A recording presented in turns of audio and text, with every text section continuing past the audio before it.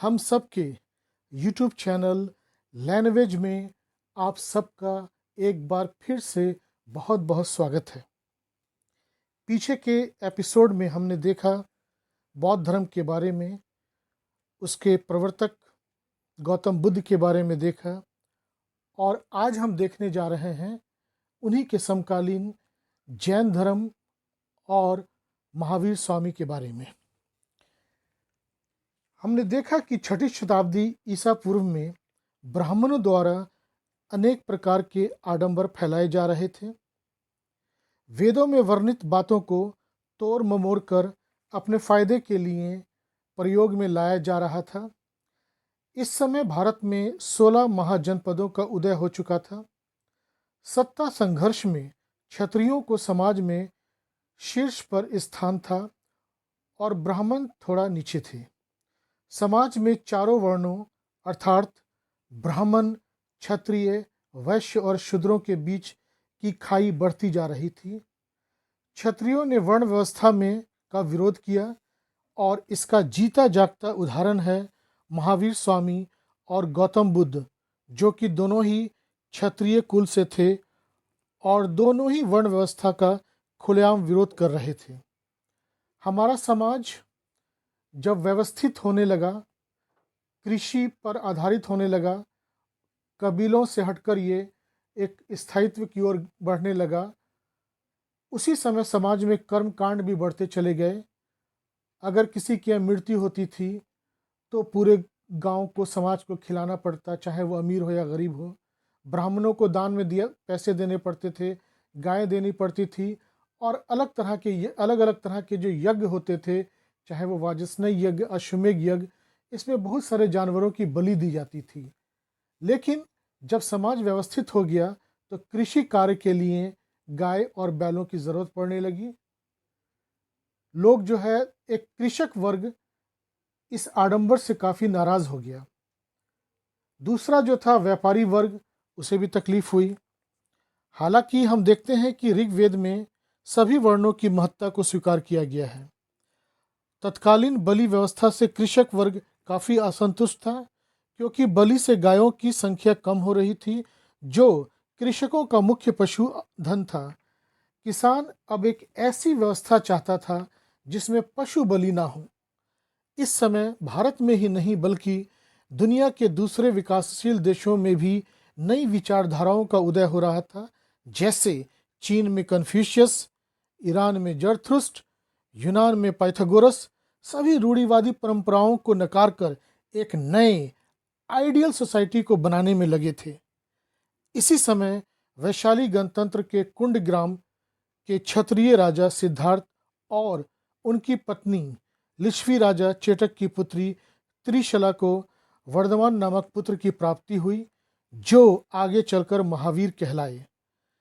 जहाँ तक जैन धर्म का प्रश्न है, यह हजारों साल पहले से मौजूद था। इसमें समय समय पर 24 तीर्थंकर हुए, जिसमें ऋषभ देव पहले और महावीर स्वामी अंतिम माने जाते हैं। महावीर स्वामी ने जैन धर्म को आगे बढ़ाते हुए इसका खूब प्रचार प्रसार किया। इसमें अहिंसा, कर्म और ब्रह्मचर्य पर बहुत जोर दिया गया। बताया गया कि इंसान जन्म से नहीं, अपने कर्मों के बल से महान बन सकता है। तो आइए, एज यूजुअल हमेशा की तरह हम प्रश्न और उत्तर के द्वारा देखते हैं जैन धर्म के बारे में और महावीर स्वामी के बारे में। हमारा पहला प्रश्न है कि महावीर स्वामी का जन्म कहाँ हुआ था? आंसर हो जाएगा कुंडग्राम। इनके इस जन्म के वर्ष के बारे में थोड़ा सा विरोधाभास है, लेकिन जो सर्वमान्य तिथि है वो है 540 ईस्वी पूर्व। इसमें वैशाली गणराज्य के कुंडलपुर में, ये कुंडल ग्राम को ही कुंडलपुर भी बोलते हैं। इसमें इनके पिता सिद्धार्थ और माता लिच्छवी राजा चेटक की पुत्री थी त्रिशला। उनके जन्म के बाद राज्य में उन्नति होने से उनका नाम वर्धमान रखा गया। यानी महावीर स्वामी के जन्म के बाद राज्य में उन्नति होने के कारण उनका नाम वर्धमान रखा गया। यह इक्ष्वाकु वंश से संबंधित थे। जैन ग्रंथों के अनुसार 23वें तीर्थंकर पार्श्वनाथ जी के निर्वाण प्राप्ति के 188 वर्ष के बाद महावीर स्वामी का जन्म हुआ था। सेकंड क्वेश्चन है, महावीर स्वामी को किस स्थान पर मृत्यु प्राप्त हुई थी? आंसर हो जाएगा पावापुरी।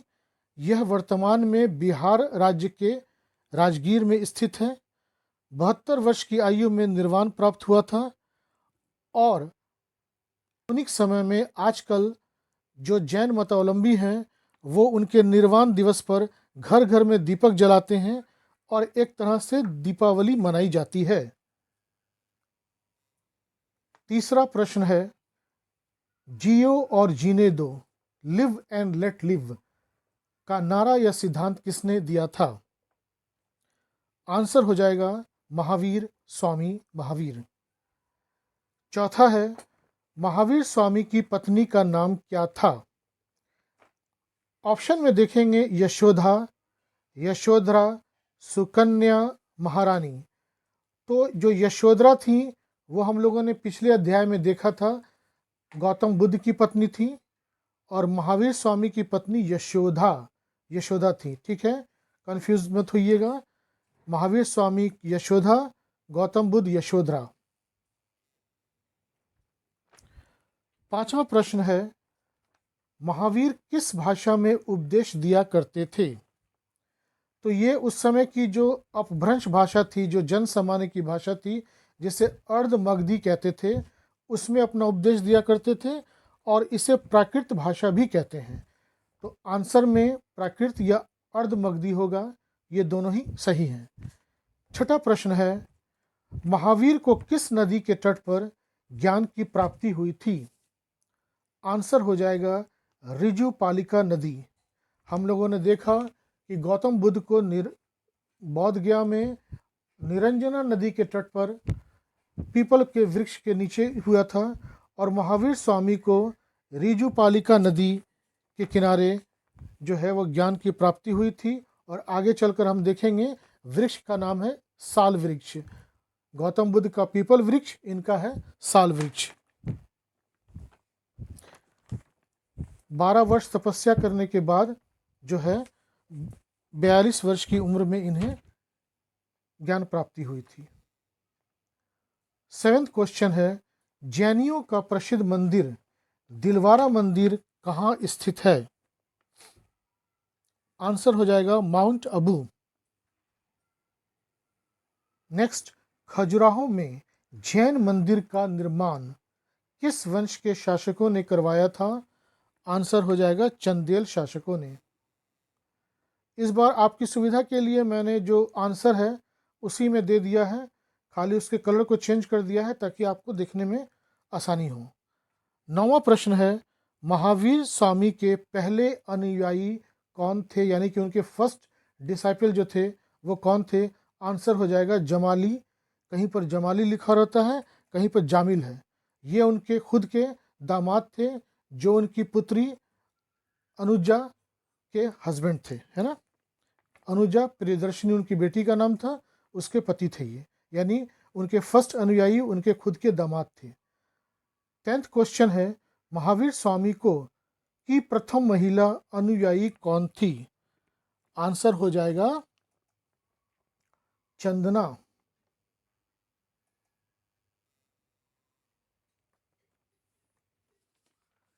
आइए नेक्स्ट 11वें प्रश्न की ओर बढ़ते हैं। महावीर स्वामी ने अपने 11 प्रमुख अनुयायियों के साथ एक संघ की स्थापना की थी। उनके शिष्य क्या कहलाए? आंसर हो जाएगा गणधर, याद रखेंगे। 12वां प्रश्न है, जैन मुनि भद्रबाहु के समर्थक दिगंबर तथा स्थूल भद्र के समर्थक क्या कहलाए? आंसर हो जाएगा श्वेतांबर। तो श्वेतांबर जो थे वो सफ़ेद वस्त्र पहनते थे और दिगंबर जो है वो नग्न रहा करते थे। महावीर स्वामी भी दिगंबर पंथ को ही मानते थे और उन्होंने पूरा जीवन एक ही वस्त्र में काट दिया, लगभग नग्न अवस्था में ही रहते थे। प्रथम जैन संगीति का आयोजन 322 ईस्वी पूर्व में स्थूलभद्र की अध्यक्षता में चंद्रगुप्त मौर्य के शासनकाल में किस स्थान पर हुआ था? आंसर हो जाएगा पाटलिपुत्र। ध्यान देंगे कि इसी संगति में जैन धर्म दो भागों में बट गया था। कौन कौन सा? अभी हम लोगों ने देखा है दिगंबर और श्वेतांबर। 14th क्वेश्चन है, दूसरी जैन संगीति का आयोजन कुमारगुप्त द्वितीय के शासनकाल में 512 ईस्वी में देवादि ऋषि की अध्यक्षता में किस स्थान पर हुआ था? आंसर हो जाएगा वल्लभी। ये वल्लभी जो है वर्तमान में गुजरात राज्य में है और इस संगीति में आगम ग्रंथ और क्षमा श्रवण ग्रंथों को लिखा गया था। याद रखेंगे, इससे पहले जो ये ग्रंथ थे वो श्रुति के शक्ल में थे। श्रुति और स्मृति यानी कि लोग सुन के एक दूसरे तक सुनाते थे, याद करके रखते थे। उन्हें संकलित किया गया द्वितीय जैन संगीति में। ठीक है, नेक्स्ट 15वां प्रश्न है, सभी तीर्थकरों की जीवनी का संकलन संस्कृत भाषा में कल्पसूत्र नामक पुस्तक में किसने किया था? आंसर हो जाएगा भद्रबाहु। तो ध्यान देंगे, भाषा यूज की गई थी संस्कृत, पुस्तक का नाम था कल्पसूत्र और राइटर का नाम था भद्रबाहु। कल्पसूत्र, भद्रबाहु, संस्कृत, तीन चीजें याद रखेंगे। नेक्स्ट 16वां प्रश्न है कि महावीर स्वामी ने अपना पहला उपदेश किस स्थान पर दिया था? आंसर हो जाएगा राजगृह। याद रखेंगे, राजगीर में एक पहाड़ी है जिसका नाम है विपुलचल पहाड़ी। तो विपुलचल पहाड़ी पर ही उन्होंने अपना उपदेश दिया था। नेक्स्ट 17th क्वेश्चन है कि जैन धर्म के 24वें तीर्थकर महावीर स्वामी का प्रतीक चिन्ह क्या है? हम लोगों ने देखा है कि गौतम बुद्ध के संदर्भ में भी उनके जन्म से है, घर त्याग करने से है, या महापरिवर्तन जो उनका महापरिनिर्वाण था उसमें अलग अलग चिन्ह हैं। उसी तरह से महावीर स्वामी के लिए भी एक चिन्ह का प्रयोग किया गया जो सिंह है, लॉइन। असल ये काफ़ी ताकतवर थे, बहुत ही ज़्यादा। इनकी हाइट भी अच्छी थी, 6 फीट से ज़्यादा थी और बहुत ताकतवर थे। इन्होंने अपने, जब ये राजकुमार थे तो एक हाथी जो मदमस्त हाथी था, पूरे राज्य में आतंक फैला रहा था, उसके सामने आ गए और जब उससे आंख से आंख मिलाई तो वो शांत हो गया था। तो ये बहुत ही इसी वजह से इनका नाम जिन पड़ा जाता है। जिन मतलब भी ताकतवर होता है। महावीर, जिन, काफ़ी ताकतवर थे महावीर स्वामी, इसीलिए इनका जो प्रतीक चिन्ह है वो लॉयन है। महावीर, नेक्स्ट 18th क्वेश्चन है, महावीर स्वामी के निर्वाण प्राप्ति के बाद उनका कौन सा शिष्य जैन संघ का अधिपति बना? आंसर हो जाएगा सुधर्माचार्य।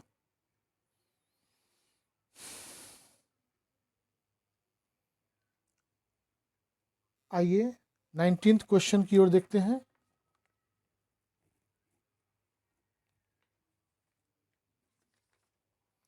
नंद राजाओं, हम नंद वंश के राजाओं की बात कर रहे हैं, धनानंद, महापद्म नंद राजाओं के समय के आचार्य भद्रबाहु और स्थूलबाहु किस धर्म से संबंधित थे? तो हम लोग देख चुके हैं कि ये जैन धर्म से संबंधित थे और एक जो है वो दिगंबर से थे मत से और दूसरे श्वेतांबर मत से थे। 20वां प्रश्न है, जैन धर्म ग्रंथ आगम की प्रथम रचना किस स्थान पर हुई थी? उत्तर हो जाएगा पाटलिपुत्र।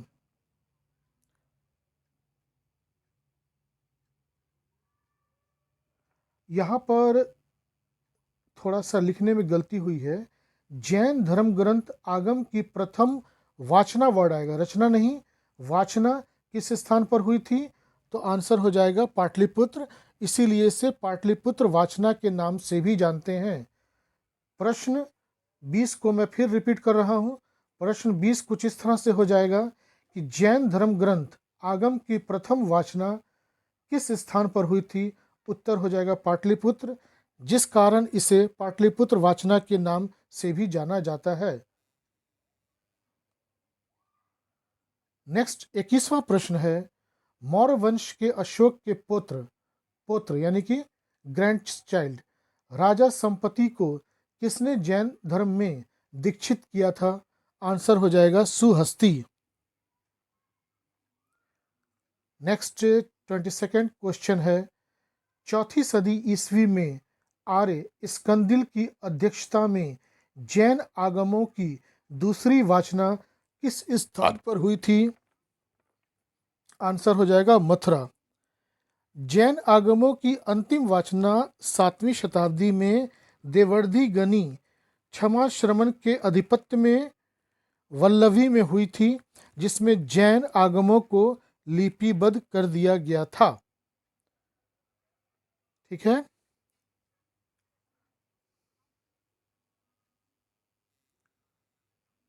तेईसवां प्रश्न है, दक्षिण भारत में कौन सा स्थान दिगंबर संप्रदाय का मुख्य केंद्र था? कर्नाटक। इसके पीछे भी एक कहानी है कि जैन धर्म उत्तर भारत से दक्षिण भारत कैसे पहुंच गया। उत्तर भारत में अकाल की संभावना व्यक्त की गई। लगभग 10-12 वर्षों तक यहाँ पर अकाल रहा। उससे पहले ही जो है कुछ जैन अनुयायी चले गए थे दक्षिण की तरफ। वहाँ जाके इन्होंने जैन मत का काफ़ी प्रचार प्रसार किया। ठीक है। और कर्नाटक को अपना केंद्र बनाया। 24वां प्रश्न है, जैन धर्म में क्रोध, मान, माया और लोभ को त्यागना क्या कहलाता है? आंसर हो जाएगा 4 कषाय।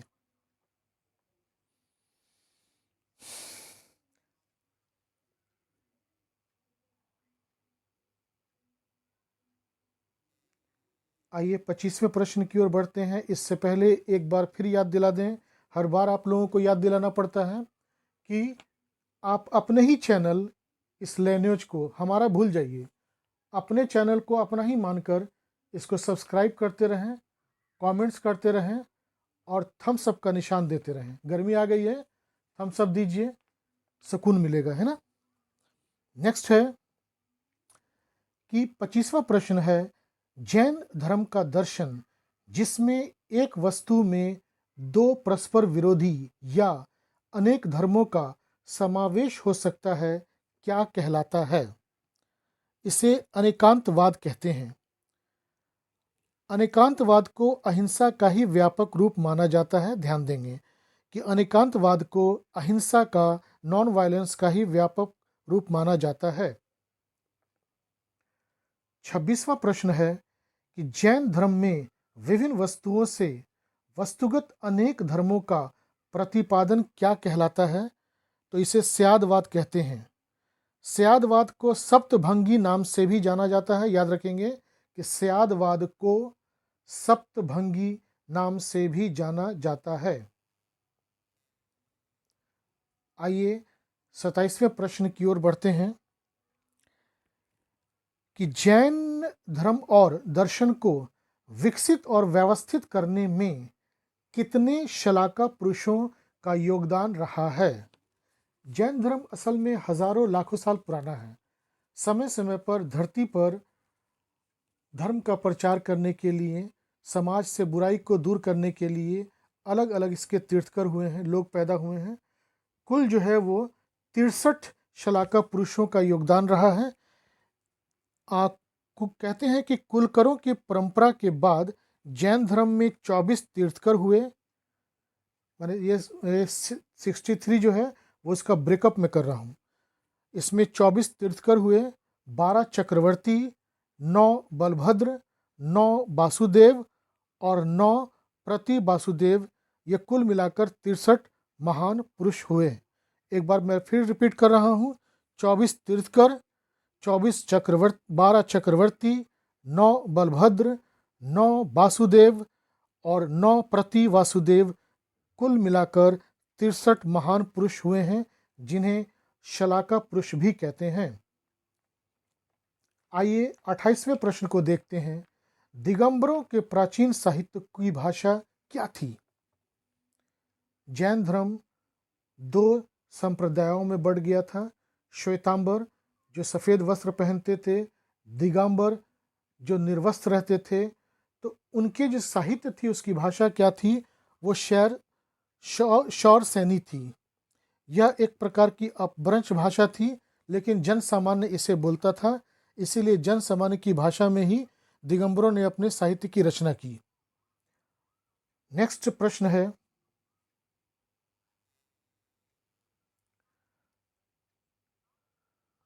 29। जैन कवि स्वयंभू की प्रमुख रचना निम्न में से कौन सी है?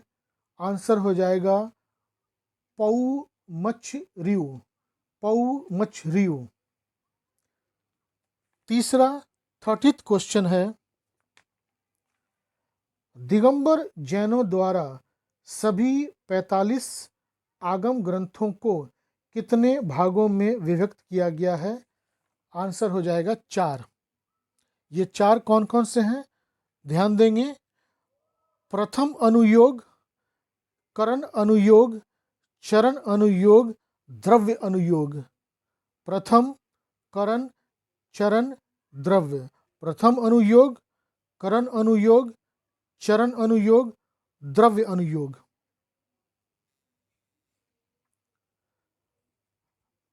यहाँ अलग से आपकी जानकारी के लिए हमने जो जैन धर्म के महाव्रत हैं उसकी चर्चा की है। सबसे पहला है अहिंसा। अहिंसा का जो अर्थ होता है कि आप किसी भी जीव को किसी भी प्रकार से पीड़ा ना पहुंचाएं। दूसरा, सत्य बोले, हमेशा सत्य और प्रिय बोले। अस्त्य, किसी भी व्यक्ति की वस्तु को बिना उसकी आज्ञा के ग्रहण न करना।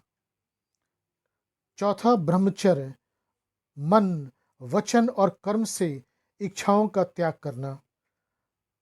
नेक्स्ट है अपरिग्रह, विभिन्न पदार्थों के प्रति आसक्ति का त्याग करना। सभी श्रावकों और साधुओं को इन नियमों का पालन बड़ी सख्ती से करना होता था। एक और बात ध्यान देंगे यहाँ पर कि जो 5 महाव्रत हैं, पहले ये 4 हुआ करते थे, लेकिन महावीर स्वामी ने 5वां व्रत जो ब्रह्मचर्य है उसको उन्होंने जोड़ा था। ठीक है, आइए 31वें प्रश्न की ओर बढ़ते हैं। श्वेतांबर जैनों का प्रमुख ग्रंथ क्या माना जाता है? आंसर हो जाएगा कल्प सूत्र। नेक्स्ट 32वां प्रश्न है, तत्वार्थ सूत्र नामक ग्रंथ की रचना किस जैन मुनि द्वारा की गई थी? शब्द पर ध्यान देंगे, तत्वार्थ सूत्र। आंसर हो जाएगा उमा स्वामी। ध्यान देंगे कि इस ग्रंथ में 10 अध्याय और 350 सूत्र हैं।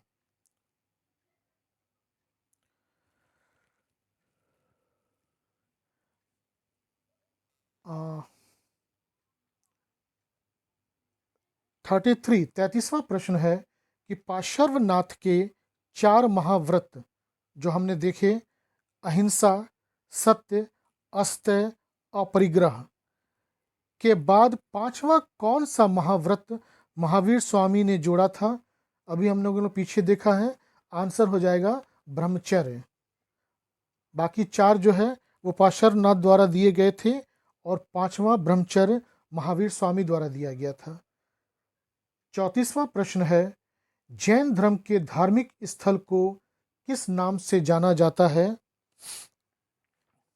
आंसर हो जाएगा जिनालय। जिन प्लस आलय, यानी कि जिन लोगों का घर, जिन कहते हैं जैन धर्म के मानने वालों को या भगवान को। नेक्स्ट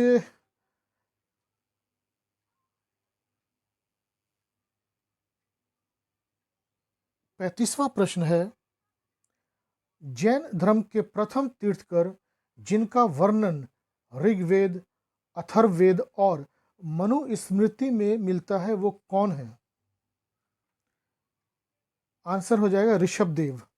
संकेत मैंने दे दिया था, प्रथम तीर्थकर, तो ऋषभ देव हो जाएगा आंसर। नेक्स्ट 36वां है कि जैन धर्म के प्रथम तीर्थकर ऋषभ देव का मोक्ष स्थान क्या माना जाता है? तो इसे कैलाश पर्वत माना जाता है। कैलाश पर्वत पे जाके उन्होंने तपस्या की, जहां उन्हें मोक्ष की प्राप्ति दी। और एक बात और ध्यान देंगे कि जो भरत राजा थे, जिनके नाम पर आज का भारत देश का नाम पड़ा है भारत, वो इन्हीं के परिवार से थे, इन्हीं के पुत्र या प्रपौत्र कहे जाते हैं ऋषभ देव के, भरत, ऐसा मानना है। नेक्स्ट 37वां प्रश्न है कि जैन धर्म में केवल ज्ञान, मन पर्यवज्ञानी, अवधि ज्ञानी, चतुर्दश पूर्व के धारक तथा 10 पूर्व के धारक मुनियों को क्या कहा जाता है? आगम। यहाँ थोड़ा कंफ्यूज मत होइएगा, जैन धर्म ग्रंथों को भी सामूहिक रूप से आगम कहा जाता है, और यहाँ जो है ऐसे जैन मुनियों को भी आगम कहा जाता है। इन मुनियों द्वारा दिए गए उपदेशों को भी आगम नाम से ही जाना संकलित किया गया है। ठीक है। नेक्स्ट 38वां प्रश्न है, महावीर स्वामी से पूर्व के जैन साहित्य को महावीर के किस शिष्य ने संकलित किया, जिन्हें पूर्व माना जाता है? आंसर हो जाएगा गौतम। ये जो पूर्व है ये संख्या में 14 है। ठीक है। आइए 39th क्वेश्चन की ओर बढ़ते हैं। महावीर स्वामी के संग व्यवस्था में मुनि, आरिका, श्रावक और श्राविका आते हैं, जिन्हें सामूहिक रूप से क्या कहा जाता है? आंसर हो जाएगा चतुर्विध संघ। 40वां प्रश्न है, किस दर्शन से में सृष्टिकर्ता को कोई स्थान नहीं दिया गया है? आंसर हो जाएगा जैन दर्शन।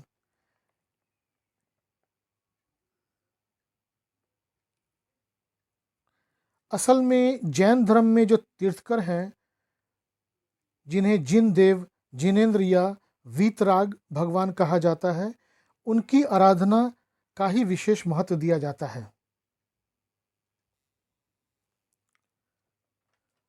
41वां प्रश्न है कि जैन मत और दूसरे किस जैन धर्म और दूसरे किस नाम से जाना जाता है? आंसर हो जाएगा स्यादवाद। स्यादवाद का अर्थ है अनिकांतवाद।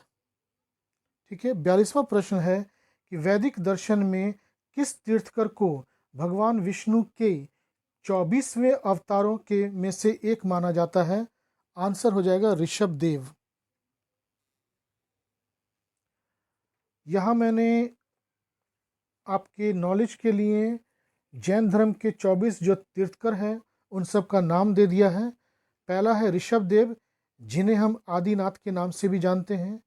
दूसरा अजीतनाथ, संभवनाथ, अभिनंदन जी, सुमतिनाथ, पदम प्रभु, सुपार्श्वनाथ, चंदा प्रभु, सुविधिनाथ, इन्हें पुष्पदंत भी कहते हैं। शीतलनाथ, श्रेयांशनाथ, वासुपूज्य, विमलनाथ, अनंतनाथ, धर्मनाथ, शांतिनाथ, कुंठुनाथ, अरनाथ, मल्लीनाथ, मुनि सुव्रत, नमीनाथ, अरिष्टनेमी, नेमीनाथ, ये भगवान कृष्ण के चचेरे भाई थे। पार्श्वनाथ, वर्धमान महावीर, जिन्हें हम और कई दूसरे नामों से जानते हैं, जैसे वर्धमान, समति, वीर, अतिवीर, जिन। आइए 43वें प्रश्न की ओर बढ़ते हैं। जैन संप्रदाय पंजस्तिकाय सार, समय सार और प्रवचन सार को क्या कहा जाता है? तो जैन संप्रदाय में इन्हें क्या कहा जाता है? इन्हें नाटक त्रयी कहा जाता है। ठीक है, नाटक त्रयी।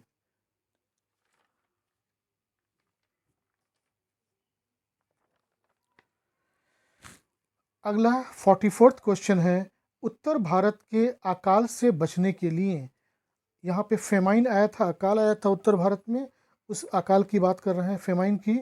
उत्तर भारत के अकाल से बचने के लिए किस जैन मुनि के साथ दूसरे हजारों जैन मुनि दक्षिण भारत में चले गए थे? आंसर हो जाएगा भद्रबाहु। और भद्रबाहु और दूसरे जैन मुनि ने तभी दक्षिण भारत में जैन धर्म को काफ़ी उसका प्रचार प्रसार किया। थोड़ी सी जानकारी है कि दिगंबर संप्रदाय 3 भागों में बटा है आगे चलकर, तारन पंथ, दिगंबर तेरा पंथ और 20 पंथ।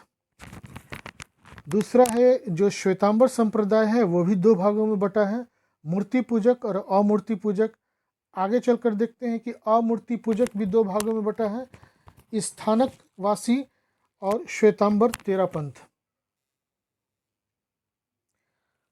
45वां प्रश्न है, जैन मठों को क्या कहा जाता है? आंसर हो जाएगा वसदिस, है ना। 46वां प्रश्न है, महावीर स्वामी के भिक्षुणी संघ की प्रधान कौन थी? आंसर हो जाएगा चंदना। नेक्स्ट 47th क्वेश्चन है, पर्युषण पर्व, पर्युषण पर्व किस धार्मिक संप्रदाय के लोग मनाते हैं? आंसर हो जाएगा जैन, जैन धर्म के लोग। नेक्स्ट 48वां प्रश्न है, महावीर के पूर्व जैन धर्म को किस नाम से जानते थे? आंसर हो जाएगा निर्ग्रंथ। नेक्स्ट 49th, अब हम समाप्ति की ओर बढ़ रहे हैं। किस वंश के शासकों द्वारा जैन धर्म को अंतिम राजकीय संरक्षण दिया गया था? आंसर हो जाएगा चालुक्य।